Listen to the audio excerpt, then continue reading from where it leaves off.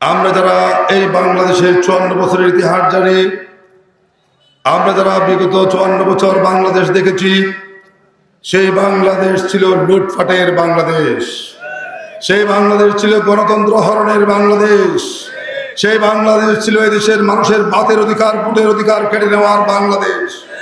সেই বাংলাদেশে এই দেশের মানুষ স্বাধীনতার স্বাদ বুক করতে পারেনি।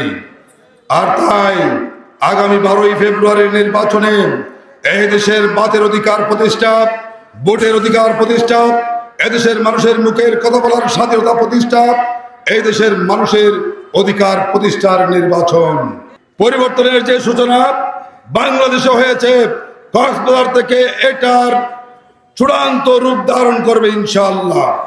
এক শ্রেণীর মানুষ আজ তারা পাগল করা হয়ে গেছে।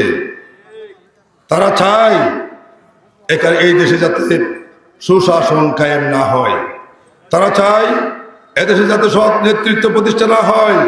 কারণ সুশাসন, সৎ নেতৃত্ব যদি প্রতিষ্ঠিত হয় তাহলে তারা লুটপাট করতে পারবে না, দুর্নীতি করতে পারবে না, চাঁদাবাজি করতে পারবে না, ঠিক কিনা? এক বছরে যে পরিমাণ বাংলাদেশে দুর্নীতি হয়, সেই দুর্নীতি যদি বন্ধ করা যেত, এক বছরে এই বাংলাদেশের এই দণ্ডদশার পরিবর্তন হতো, ঠিক কিনা?